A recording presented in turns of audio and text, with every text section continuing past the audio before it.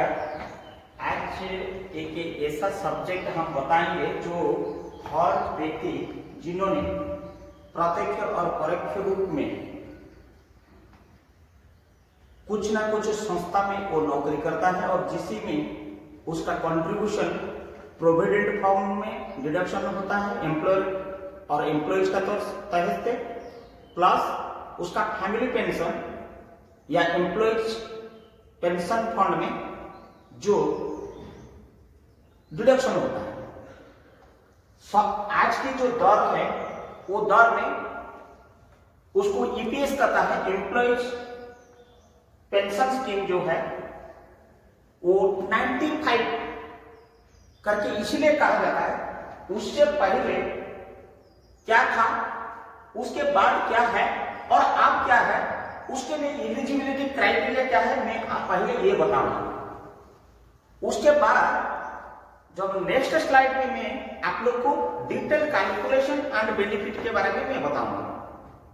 आइए, ईपीएस 95 से पहले जब देश स्वाधीन हुआ तब से लेकर हमारा इंडस्ट्री और एमएसएमई या उस समय हम SME, small scale industry, medium scale industry, नहीं तो एनआईआई से नेशनल इंडस्ट्री, नेशनल लेवल में एनआईसीसी, एसएससी, ये जितनी सब होता है रजिस्टर्ड, आज हो गया एमएसएमई, मीडियम स्मॉल माइक्रो जो एंटरप्रेन्योर बने हैं, वो जो एस्टेब्लिशमेंट है, जो वर्कर काम करते हैं, जो पर्सन सब एंगेज्ड हैं, उनके लिए जब देश स्वाधीन हो गया और इंडस्ट्री में काम करने लगे, उस समय उनको जो पीएफ है, प्रोविडेंट फंड, इसका 12% कंट्रीब्यूशन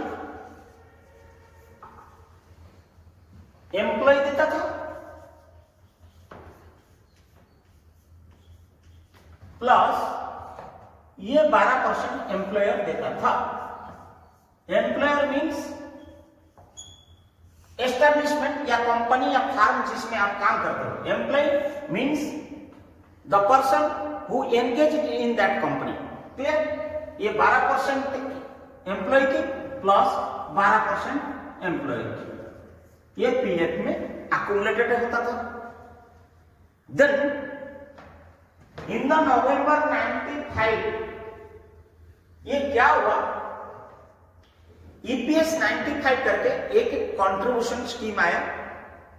वो कंट्रीब्यूशन स्कीम में ये आज पर एम्प्लॉयज पीएफ 1950, ये मैं आप लोग को बता देता हूं, ये जो कंट्रीब्यूशन जाता था ये आज पर रूल ऑफ पीएफ एक्ट 1952, ये जानकारी होना जरूरी है। ये पोर्शन चल रहा था अप टू 95 तक। जब 95 में ये लागू हुई तब गवर्नमेंट ऑफ इंडिया ने ये डिसाइड किया कि योर सैलरी 5,000 तक इसका 8.33% जो जाएगा ईपीएस खाता को, मींस एम्प्लॉयज पेंशन स्कीम में जाएगा। How much that is? 5,000 का अगर आप हिसाब करेंगे, 5,000 का जो वैल्यू आएगा वो लगभग आपको आएगा था 417 रुपीज आपका हर महीना डिडक्शन होता था। क्लियर ना? ये सितंबर 2001 तक 5,000 लिमिट था। ये जब पता चला कि ये बहुत मिगर वैल्यू होता है, जब लोग रिटायर करता है बहुत छोटा अमाउंट मिलता है। क्यों? इसको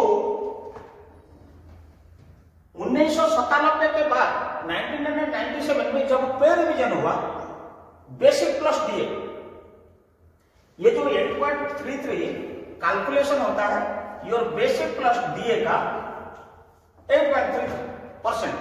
और उस समय देखा गया कि जब पे रिवीजन हुआ उस समय हायर सैलरी हुआ।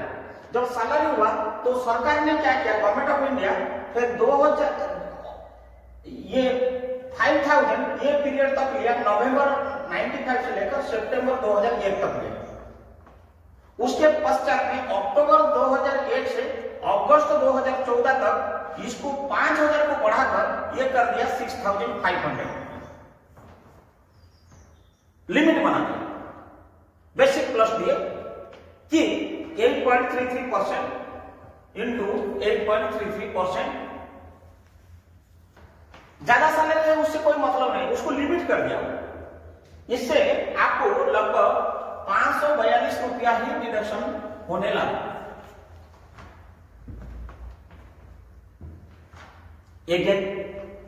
फिर क्या हुआ, 2007 में फिर पे रिवीजन हुआ। जब पे रिवीजन हुआ फिर बेसिक प्लस दिया, फिर हाई हो गया, माने ये 6500 से कई गुना फिर बढ़ गया।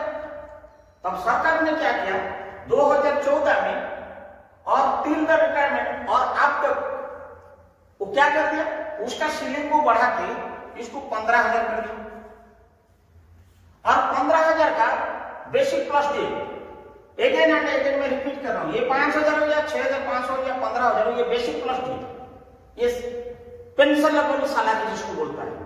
तो इसका 8.33% मतलब ये करीब 1250 रुपया अभी आप लोग का कटिंग होता रहेगा। ये जो प्रथा चल के आ रहा है, ये 8.33 कंट्रीब्यूशन ये हम लोग को अभी तक दे के आ रहा है। अब इसमें क्या हुआ परिस्थिति, बहुत सारे नोटिफिकेशन आया और बहुत सारी कैलकुलेशन होने लगा और देखा गया अंत में जो पेंशनेबल सैलरी है वो बहुत कम होता है। मैं कैलकुलेशन पार्ट में उसको बताऊंगा। आइए अभी हम आपको बताते हैं कि डिटेल इसकी एलिजिबिलिटी क्या है। फर्स्ट एलिजिबिलिटी मैं बता रहा हूं, इन 1995 the pension scheme industrial area or any industry is introduced by section A of the EPF Act under same employer's contribution of 8.33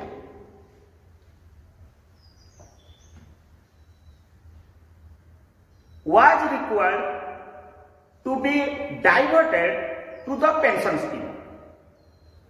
The maximum pensionable salary for the purpose was 5,000. Already I mentioned here. Please, which was later raised to the 6,500.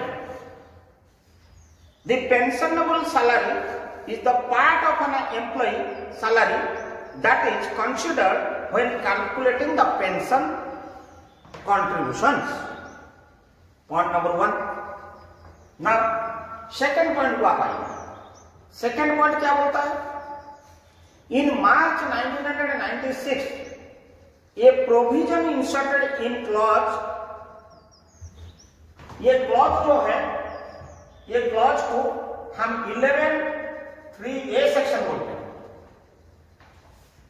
ये जो है clause 11(3) section या clause या पारा 11(3) of EPS क्या कहता है, सुन लीजिए। इन मार्च 1996 ये provision inserted in clause 11(3) of the EPS scheme giving the employers and employee an option to contribute a percentage of actual salary provided the employee and the employer have no any objection. Clear हुआ?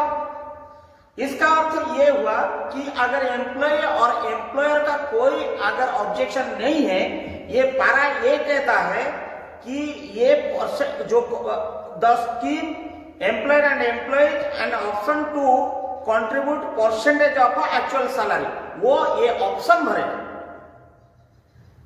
अगर कोई objection जिस company में आप काम करते हो और आपका दोनों का नहीं है, then employees who are members of EPS 95, that means 95 में जिन्होंने ज्वाइन किए थे, आफ्टर एंड बिफोर जो नौकरी कर रहा था, and willing to exercise the contribution to actual wages in the pension fund were required to fill and submit the joint action form to get the pensionable salary। उन लोगों को इसी तरह में जब ये 96 में ये लागू हुई, वो एक ऑप्शन दिया गवर्नमेंट ऑफ इंडिया कि अगर आपको कोई इतराज नहीं है, एम्प्लॉयज एंड एम्प्लॉयर मिलके आप एक जॉइंट ऑप्शन फॉर्म देना है, जॉइंट ऑप्शन फॉर्म भरना है to be submit.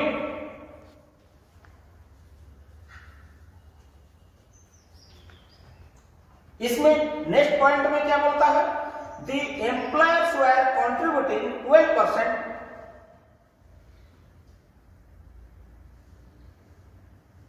of the actual basic plus DA in the EPF account as an employer's contribution on receipt of 8.33% of the salary exceeding 5,000 or 6,500 as the case may be to be pension fund out of the employer's contribution। Clear हुआ? मतलब ये साफ साफ बोलता है कि अगर इसके उपरांत में अगर एक्स्ट्रा जो पेंशनेबल सैलरी है वो कैलकुलेशन नहीं हो पा रहा है, ओनली कैलकुलेशन होता है लिमिटेड टू दिस, लेकिन उसका 8.33 का कैलकुलेशन जो एक्सेस अमाउंट का नहीं होके दैट मच अमाउंट का खाली होता है, बाकी का कैलकुलेशन नहीं होता है एक्चुअल बेसिस में।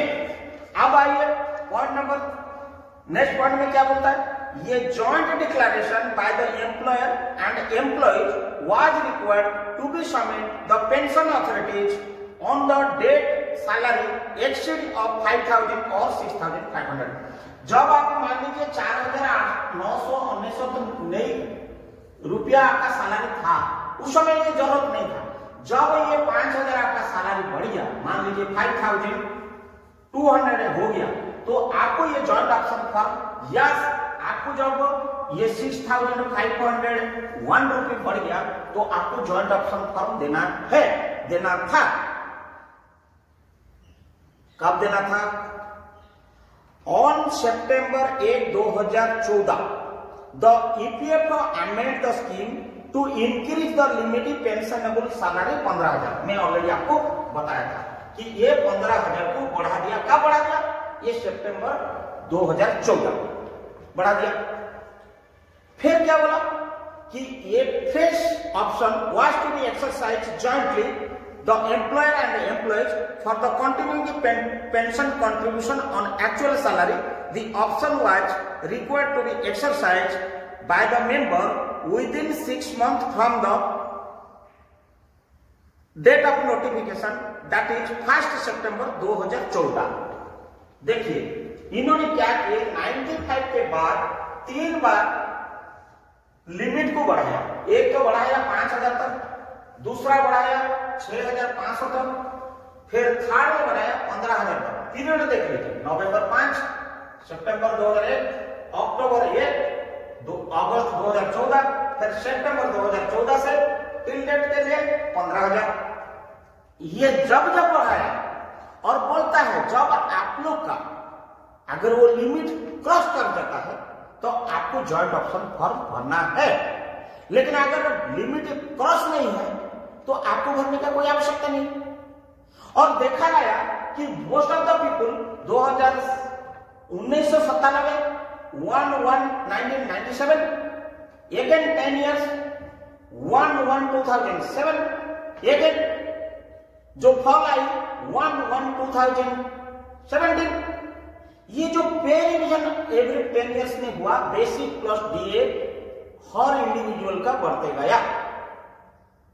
एंड अकॉर्डिंगली द वेजेस, जो वेज एक्ट के हिसाब से डीए भी बढ़ते गया, उनकी रोजी रोटी बढ़ते गया, जो सप्लाई वर्कर लोग हैं, जो सप्लाई लेबर्स है, तो उन लोग का भी बढ़ोतरी गया। तो ये दोनों 3 बार में ये बार बार बोलते आ रहा है गवर्नमेंट ऑफ इंडिया कि आपको एम्प्लॉयर एंड एम्प्लॉइज मिलके अगर कोई ऑब्जेक्शन नहीं है, आप एक्चुअल सैलरी का 8.33% कैलकुलेशन ना करते हुए लिमिटेशन को 20 फिक्स कर दिया, 417, 542 एंड 1250 रुपया आपको देते आ रहा है, और उसका जॉइंट फॉर्म भरिए, तब आपको पेंशन उसी हिसाब से कैलकुलेशन करके दिया जाएगा। अब आई बात, बहुत सारी कंफ्यूजन, कुछ लोग रिटायर्ड हो गए 95 पहले, या 95 के पहले जो रिटायर हो गए उन लोगों के लिए सोचने की कोई आवश्यकता नहीं है, बट 95 से लेकर 2021 के बीच में कुछ लोग रिटायर हो गए, ऑप्शन भरे नहीं, उनको जानकारी नहीं था। एक अक्टूबर 1 से लेकर 2014 के बीच में बहुत सारे लोग रिटायर हो गया, वो जॉइंट ऑप्शन फॉर्म भरे नहीं है, उनका नॉलेज में नहीं था। बहुत सारे लोग ऐसा भी है जो 6 महीना टाइम दिया था, वो 6 महीने का अवधि पीरियड में भर नहीं पाया, नॉलेज जब आया 6 महीना पार हो गया था। इन दैट केस क्या होगा, इसके लिए कौन लोग एलिजिबल है, कौन लोग एलिजिबल नहीं है, हम बताएंगे। उसके बाद फिर हम detail calculation higher pension scheme जो लागू हुआ 4/11/2022 को, जिसका टाइम दिया गया है कि आपको 3 मार्च 2023 तक इसकी हायर पेंशन ऑप्ट करना है नहीं करना है, हम डिटेल आपको उसके बारे में कैलकुलेशन के साथ बताएंगे। पहले ये जो 3 बार में जो इंक्रीज हुआ लिमिट पेंशनेबल सैलरी का बेसिक प्लस डीए का, उसके कौन एलिजिबल है कौन एलिजिबल नहीं है, मेरा ईपीएस 95 एलिजिबिलिटी में मैं पहले बता देता हूं। क्या है? पहला, दो whole issues about the restriction regarding the time limit for exceeding the options, क्योंकि बार बार आया एक्सीडिंग द लिमिट हुआ और एक्सरसाइज ऑप्शन देने के लिए ये जो टाइम लिमिट दिया उसके चलते ये प्रॉब्लम हुई।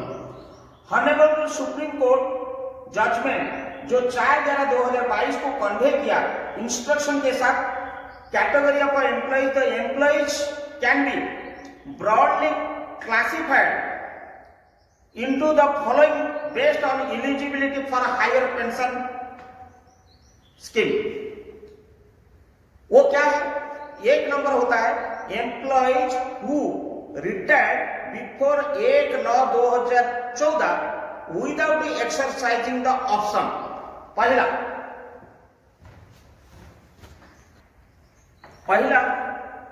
एम्प्लॉइज हु रिटायर्ड बिफोर 1/9/2014, माने 1/9/2014 पहले जो रिटायर्ड हो चुका है, इसके पहले जो रिटायर्ड हो गया रिटायर्ड, उसके लिए क्या है? फॉर एग्जाम्पल ये PK is a person name is working in PQRS company limited, और ये क्या हुआ है कि ये 95 में पेंशनेबल सैलरी इसकी जो था वो जॉइंट ऑप्शन उस समय नहीं भरा था, he was not joint option submit किया था, और उस समय उसकी जो लिमिट था ये 6500, हमारे क्योंकि ये 2014 पहले ही रिटायर हुआ, लेकिन जॉइंट ऑप्शन फॉर्म ये भरा नहीं था, रिटायर हो गया भरा नहीं था। लेकिन ये जो पारा बोलता है क्लॉज के हिसाब से, ये जो धारा के हिसाब से इसको ऑप्शन फॉर्म भरना था विद इन ए लिमिट के अंदर में। नाउ आपको उसको ऑनरेबल सुप्रीम कोर्ट को दे दिया है कि ही कैन एक्सरसाइज, अगर वो रिटायर हुआ है तो मान लीजिए वो 2005 में रिटायर हो गया है, बिफोर रिटायर हुआ मतलब 2005 में रिटायर हुआ, तो 2005 में उसका कैलकुलेशन करने का तरीका जो दिया गया है कि नवंबर 95 से लेकर सितंबर 2001 वो ऑप्शन फॉर्म भरा था और उसका कैलकुलेशन हिसाब से वो कैलकुलेशन हो चुका है। बट बाकी अक्टूबर 2001 से अगस्त 2014 के बीच में 6500 जो हो गया उसका उस समय वो ऑप्शन फॉर्म भरा नहीं था, लेकिन 2014 पहले जो 15,000 लिमिट आने से पहले रिटायर हो गया 2005 में, तब उसका कैलकुलेशन होगा और उसको मिलेगा और वो एलिजिबल अभी हो सकता है subject to the submission of option form again provided. अब यहाँ पे कंफ्यूजन आ गया, ये जो पीछे काम कर रहा था ये कंपनी आज के डेट में है क्या? अगर कंपनी क्लोज हो गया होगा तो there are lot of questions now, या ये पीके मर गया है, इनकी स्पाउस जिंदा है, करे तो क्या करें? बट गवर्नमेंट ने ये बोला, ऑनरेबल सुप्रीम कोर्ट ने ये बोला कि ये एंटाइटल के लिए, अभी जो एंटाइटल के लिए हायर पेंशन के लिए इन लोग एंटाइटल नहीं होंगे क्योंकि उस समय वो भरे नहीं है और उनका कंटिन्यूटी अभी नहीं है। They are not eligible for higher pension, EPS, higher pension, higher pension scheme, ये इन लोग एंटाइटल नहीं है।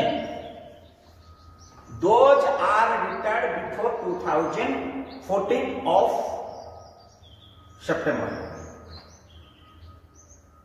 Clear? They are not eligible, एकदम clear. Now employees retired before 8/9/2014 and their joint option request was denied by the authorities। आइए, एक तो category हुआ कि वो 2014 पहले रिटायर हो गया था, हमारे दे आर नॉट एलिजिबल और उन्होंने एक्सरसाइज नहीं किए थे ऑप्शन फॉर्म भरने का। एक है वो रिटायर हो गया लेकिन जॉइंट ऑप्शन फॉर्म भरा था, एक तो भरा नहीं था, अभी एक भरा। अब उसका क्या होगा? वो बोल रहा है कि EPFO had circular dated 29/12/2022 laid down the condition for the employees to receive a higher pension. The circular stated that employees must have exercised the option for a higher pension before their retirement, but was explicitly deemed by the EPFO. Thus, the employees who had exercised the option but the same were rejected by the authorities are entitled to submit joint option and get higher pension. उस समय उन्होंने जमा किया था, time limit के अवधि के हिसाब से ईपीएफओ अथॉरिटी ने रिजेक्ट कर दिया था, डिनाई कर दिया था। Now they are entitled to submit the fresh option form. शब्द यहां पे एक क्वेश्चन मार्क आता है, वो रिटायर होके कहां बैठा है, वो आना है, वो एम्प्लॉयर का ये hefty volume of records has to be again search. वो कंपनी है कि नहीं है, उसी समय डिजिटल दुनिया था नहीं। ये जो समय दिया गया है वो समय कितनी महत्व रखता है और समय में कितना हो सकता है, ये बहुत इंपोर्टेंट मायना करता है। लेकिन इसमें they are making eligible to submit the fresh joint option to the EPFO authorities again. They are entitled, पहले तो नॉन एंटाइटल्ड हो गया, अब एक एंटाइटल्ड हो गया। अब आइए नेक्स्ट जो हम बोलने जा रहे हैं वो है एम्प्लॉयज रिटायर्ड आफ्टर 2000। ये बिफोर वाली बात है, अभी आ रहा हूं after. Employees retired after 2014 but could not exercise the option. मतलब ये 2014 के बाद रिटायर हुए, after retirement is after, but वो ऑप्शन भरा नहीं था, जमा नहीं किया था। अब क्या होता है, the EPFO amended act increase the limit of pensionable salary 15,000। मैं आपको बताया था कि 1/2000 में ये 15,000 किया, लेकिन ये बांधा जो है 2019 में 18 में रिटायर हुआ, लेकिन वो जमा नहीं किया, वो जो लिमिट पार हुआ। इसी में क्या है, ये पारा फिर अमेंड किया गया, ईपीएफओ से अमेंड किया गया। ये 11.3 था, ये 11.4 है। इसमें क्या अमेंड कर दिया कि आज पर द अमेंडमेंट पारा 11.4 of the amendment stipulated that a fresh option exercised jointly by the employer and employee or continuing contribution on actual salary। मतलब ये अमेंडमेंट में ये जमा कर सकते हैं, subject to the both the mutual opinion without any objection of both employee and employer। Now the next is coming कि एक तो आफ्टर हो गया। अब आइए